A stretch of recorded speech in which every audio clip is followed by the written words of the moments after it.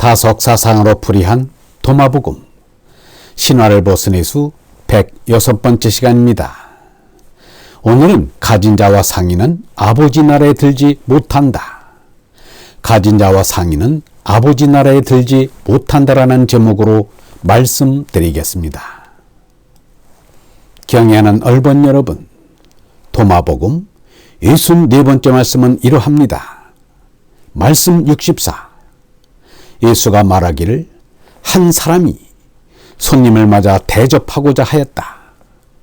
정찬 준비가 되었을 때 자신의 하인에게 손님을 모셔오도록 했다.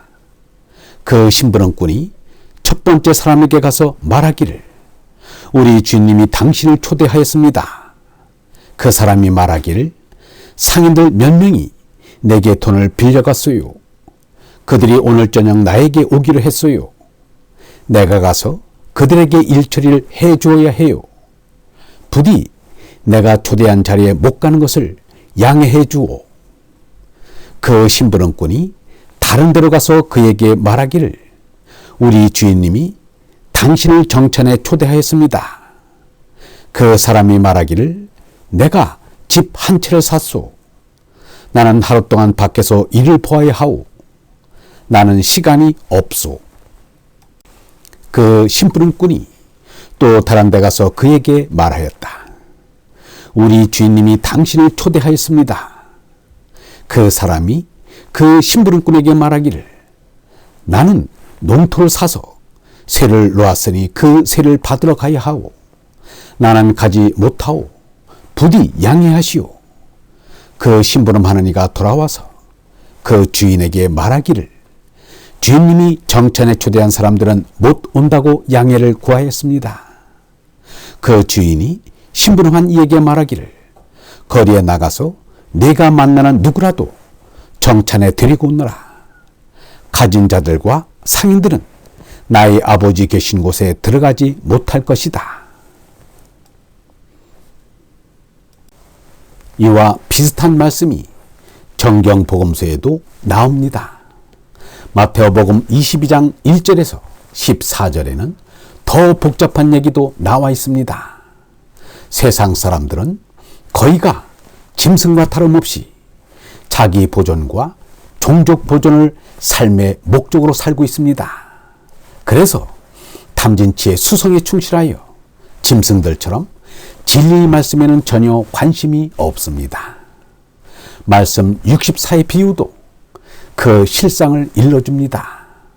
돈놀이 하기에, 새집 꾸리기에, 토지세 받기에 바빠 하느님 나라의 초대에는 응할 겨를이 없다는 것입니다. 그렇다고 전철 안에서 예수를 믿지 않으면 유황불 지옥에 간다고 협박하는 것은 옳지 않습니다. 예수의 말대로 너희는 귀인 하나를 얻기 위하여 바다와 육지를 두루 다니다가 생기면 너희보다 배나 지옥 자식이 되게 하는구나를 실행에 옮기고 있는 건 아닌지 모를 일입니다. 예수의 하느님은 사람들을 향해 지옥에 보낸다고 공갈 협박하는 하느님이 아닙니다. 예수는 분명히 말하였습니다. 너희 중에 누가 아들이 떡을 달라 하면 돌을 주며 생선을 달라 하면 뱀을 줄 사람이 있겠느냐? 너희가 악한 자라도 좋은 것으로 자식에게 줄 줄 알거든. 하물며 하늘에 계신 너희 아버지께서 구하는 자에게 좋은 것으로 주시지 않겠느냐? 하느님 아버지께서 똥기문 주시되 억지로 가르치지는 않으십니다. 그것이 하느님 아버지의 사랑입니다. 집을 나간 탕자를 억지로 끌고 오기보다는 끝까지 기다리십니다. 하느님께서 똥김을 주시는 것은 괴로움, 늙음, 아름, 죽음에 있어서입니다. 가령 석가는 붓다로 거듭나기 전에 태자 신분일 때 가필라성 사대문 밖으로 나가 고로병사의 모습을 보고서 번뇌를 일으켰다는 것입니다. 남의 일로 보지 않고 내게 보내진 죽음의 사자로 본 것입니다. 석가는 어질고 밝아서 똥김을 보고 곧 나라는 공안을 알아차렸습니다. 그리하여 공안을 풀고자 출가를 감행하고 6해 동안 결사적으로 명상을 한 끝에 깨달음을 얻었습니다. 사람의 경우 일생 동안 투병하는 기간이 남자는 20.1년이고 여자는 30.5년이라 합니다. 게다가 누구나 자신과 가까운 사람을 잃게 마련입니다. 제 몸이 병을 앓는 것과 견님의 죽음 등은 하느님께서 우리에게 주시는 똥김입니다. 그런데도 정신을 못 차리는 것은 미련하고 어리석도록 세상에 깊이 빠져 있어서 그렇습니다. 전남 장성에 심상국이라는 이가 있었습니다. 심상국은 공자의 말씀대로 글로서 벗을 사귀고 벗으로서 어짐을 보탰습니다. 바로 타석 유형무와 20년이 넘도록 편지를 주고받고 집으로도 왕래했던 것입니다. 심상국이 세상을 떠난 뒤 남긴 유품 가운데 유형무의 편지 21통이 깨끗이 보관되어 있는 것을 유적이 발견하여 타석사상연구회에 기탁하였습니다. 심상국은 전남 장성 수해리에서 농사로 생업을 삼은 여름아비였습니다. 사방에 소문이 날 정도로 부지런하여 논밭을 늘려 가난을 면하였습니다. 자녀들이 자라고 살림이 느는 재미에 세상 부러운 것 없이 살았습니다. 사람에게 행복이라는 것이 있다면 바로 이런 게 행복일지 모르겠습니다. 석가는 저승사자가 따로 있는 게 아니라 앓고 늙는 것 자체가 저승사자라고 하였습니다. 심상국은 병이라는 저승사자를 접하고 나니 삶의 혼감이 절로 느껴지는 것이었습니다.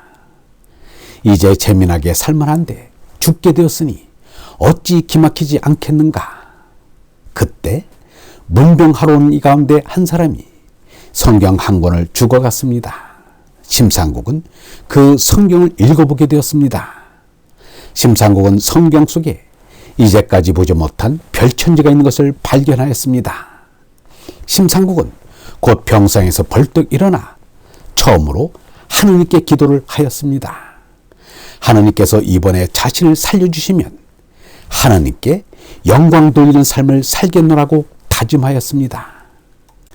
병을 나을 때가 돼서인지 정말로 하느님께서 기도를 받아주셔서인지는 알 수 없으나 심상국의 병세는 좋아지기 시작하였습니다. 이윽고 심상국은 독실한 크리스천이 되었습니다. 자고로 옛날에 순 임금이 한 가지 착한 말을 듣고 한 가지 착한 노릇을 보면 강둑을 끄는 듯 가득히 쏟아져 능히 막지 못하였다고 했는데 심상국이 바로 그런 사람이었습니다. 당시 전남 일대에는 맨발의 성자 이현필이 신앙의 효리바람을 일으키고 있었습니다. 이현필에 대한 소문이 파다해서 심상국의 귀에까지 들어갔습니다. 심상국은 빛골 광주로 이현필을 찾아갔습니다. 당시 이현필은 이세종의 영향으로 토착적이고 금욕적이며 보험서적인 기독교 신앙을 실천하고자 금욕출가 수도단체인 동강원을 창설하여 신앙생활을 하고 있었습니다. 심상국은 동강원에 갔다가 마침 서울에서 온 유영모의 말씀을 듣게 되었습니다. 유영모는 이현필을 각별히 아꼈습니다. 이현필이 초청하면 한 번도 거절하지 않고 기꺼이 내려가 강의를 했습니다. 심상국은 유영모의 말씀과 인격에 감동하여 동거한 몸이 끝나면 바로 유영모를 자기네 집 사랑방에 모셔다 놓고 유영모에게 가르침을 받았습니다. 그는 또한 유영모의 사정이 허락되는 대로 한두 달씩 묵어가도록 하였습니다. 자기 혼자만 배우기 아까워 뜻있는 이들을 모아서 함께 배웠습니다. 이내 동네 사람들이 마음에 걸려 멍석을 마당에 깔아놓고 동네 사람들을 불러와 유영모의 말씀을 듣게 하였습니다. 유영모는 텐마루에 서서 강의를 하였습니다. 이런 일이 금동교회까지 알려져 유영모는 교회의 초빙을 받아 교회 신도들 앞에서 강의를 하기도 했습니다. 그리고 뒤에 심상국은 아예 교회를 세웠습니다. 제나의 삶을 포기하고서야 얼라의 삶에 들어가게 됩니다. 하느님 나라에 들어간다는 것은 몸나의 나고 죽음과는 관계없이 내 생각의 중심이 제나에서 얼라로 옮겨가는 것입니다. 얼라로 손남은 제나의 버림입니다. 버림은 곧 무집착입니다. 무집착이 석가가 말한 해탈이요, 예수가 말한 자유입니다. 민주시대가 되니 자유와 평등에 대해 꽤나 아는 체 하는 이들이 많은데 얼라로 손나지 않고는 참 자유와 참 평등도 없는 것입니다. 마하트마 간디의 명상 단장에도 무집착에 관한 말이 여러 번 나옵니다. 무집착의 사람은 아무것도 소유하지 않는다. 내 것과 내 것으로 생각하는 사람은 집착으로부터 자유로울 수가 없다. 집착이 없는 사람은 끝없는 인내심을 가진다. 집착이 있으면 순수한 행동까지도 헝클어지게 된다. 무집착의 경지에 이르기까지 얼마나 어렵다는 것을 알 수 있는 것은 오직 경험뿐이다. 집착은 포기요 부정입니다. 영문은 이렇게 말하였습니다. 참으로 사람이란 우스운 것이다. 잘 먹고 빨래는 잘 내놓는다. 그러면 죄가 잘 살거니 한다. 이게 다 꿈지럭거리며 벌레 노릇 짐승 노릇 하는 것이다. 나는 몸의 일은 부정한다. 모든 것을 몸을 위해 일하다가 죽어 그만두게 된다면 정말 서운한 일일 것이다. 나는 이를 부정한다. 그저 남 먹는 것, 남 입는 것에 뒤지지 않겠다는 게 살살이다. 요새 사람들이 모두 애쓰는 것은 육체의 건강, 수명의 연장에만 신경을 쓴다. 얼번 여러분, 하느님이 주시는 똥김의 의미를 아셔야 합니다. 병고와 노사가 하느님이 주시는 똥김임을 알면 하느님 나라에 들어갈 수 있습니다.